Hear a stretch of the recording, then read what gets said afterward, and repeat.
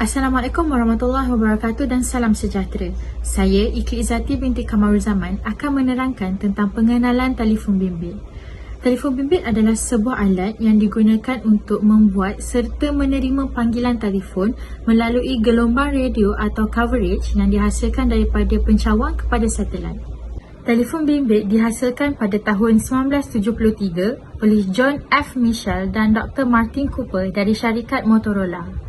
Berat telefon bimbit pada ketika itu adalah bersamaan dengan berat netbook pada ketika ini, iaitu sekitar 1 kilogram.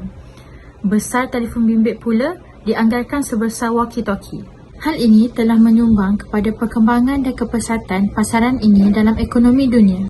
Oleh hal yang demikian, mari kita selami dan ketahui tentang kebaikan serta keburukan hasil ciptaan teknologi sains ini dan juga apakah peranan telefon bimbit ini kepada manusia dan agama. Terdapat dua kebaikan telefon bimbit terhadap perhubungan manusia. Yang pertama, komunikasi. Telefon bimbit membolehkan manusia untuk berkomunikasi antara satu sama lain dengan serta-merta untuk mempermudahkan urusan harian dan juga perbincangan di lokasi yang berbeza di kawasan yang mempunyai isyarat telefon. Yang kedua, kecemasan. Sekiranya berlaku sebarang kemalangan, pihak kecemasan boleh dihubungi dengan segera. Hal ini amat memudahkan kedua belah pihak dan berpotensi tinggi untuk menyelamatkan nyawa seseorang. Selain itu, alat ini juga boleh mengesan lokasi terkini manusia dan perkara ini amat berguna dari segi keselamatan anak-anak bagi pihak ibu bapa. Saya akan menerangkan tentang keburukan telefon bimbit dalam perhubungan manusia. Keburukan yang pertama ialah telefon bimbit dapat mendatangkan impak negatif kepada individu sekiranya mereka terlalu taksub dengan aplikasi hiburan yang berada di dalam telefon bimbit mereka seperti YouTube, WhatsApp, Twitter, Instagram dan lain-lain. Selain itu, telefon bimbit juga dapat mendatangkan fitnah antara satu sama lain, iaitu antara sesama manusia sekiranya mereka menyebarkan berita palsu tanpa mengesahkan kesahihannya. Saya akan menerangkan mengenai kebaikan penggunaan telefon bimbit di sisi agama. Okey, pertamanya sekali, hubungan antara keluarga tidak terputus walaupun masing-masing duduk berjauhan.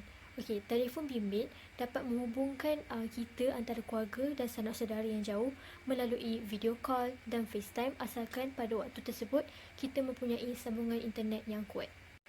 Pada zaman sekarang, surat khabar jarang dibeli dan dibaca oleh orang ramai, terutamanya golongan anak muda, kerana kandungan dan info-info yang ada di dalam surat khabar itu boleh didapati di internet melalui penggunaan telefon bimbit. Malah, khabar berita dan info-info terkini senang dan cepat didapati melalui penggunaan telefon bimbit dan internet daripada surat khabar. Aplikasi muzik seperti Spotify, Joox dan Deezer boleh didapati di Play Store. Dengan hanya menekan butang install, kita boleh terus mendengar lagu-lagu yang terkini di aplikasi muzik tersebut. Bukan aplikasi muzik saja yang boleh kita dapati, tetapi aplikasi yang sangat berguna seperti Waze boleh membantu kita untuk pergi ke suatu tempat dan destinasi. Aplikasi keagamaan seperti Muslim Pro memberi peringatan mengenai waktu-waktu solat, doa-doa amalan dan menunjukkan arah kiblat jika kita pergi bermusafir. Keburukan telefon pintar dari segi agama. Yang pertama, melalaikan. Telefon pintar sedikit sebanyak mungkin akan menyebabkan seseorang itu lalai dan alpa dalam menjalankan tanggungjawab mereka. Keasyikan mereka dalam menggunakan aplikasi sosial seperti WhatsApp, Twitter, Instagram dan juga video game akan menyebabkan mereka melengah-lengahkan solat dan juga tugasan yang diberikan. Yang kedua, menjauhkan yang dekat atau merenggangkan hubungan silaturahim. Kelalaian menggunakan telefon pintar akan membuatkan seseorang itu tidak sengaja menjauhkan yang dekat. Mereka lebih melayan orang di dalam telefon berbanding dengan orang yang berada di sekitar mereka. Sistem nilai telefon. Nilai positif. Yang pertama, nilai berdikari. Telefon mengandungi aplikasi yang membantu pengguna menjalankan aktiviti harian dengan lebih teratur tanpa bergantung dengan orang lain. Yang kedua, nilai kasih sayang.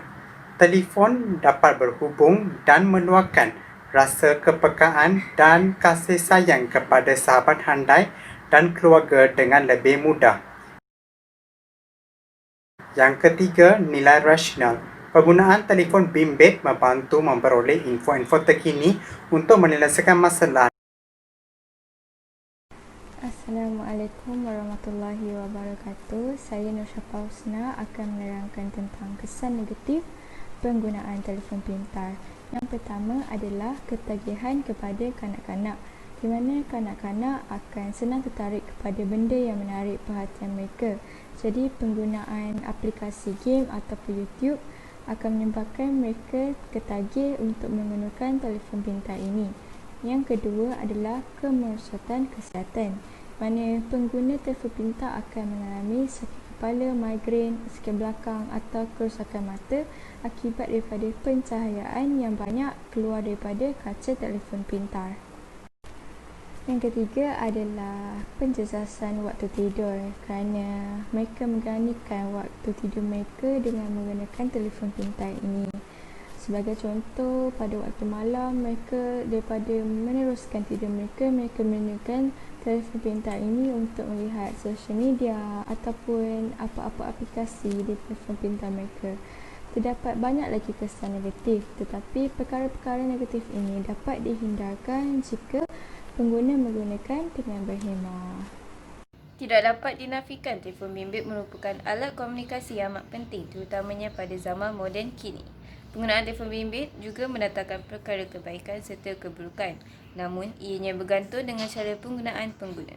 Jika pengguna lebih bertanggungjawab dalam menggunakan telefon bimbit untuk perkara yang berfaedah, maka ianya akan mendatangkan perkara kebaikan untuk pengguna. Jika sebaliknya, ianya akan mendatangkan perkara keburukan untuk pengguna. Perkembangan telefon bimbit akan semakin bertambah dan semakin berubah.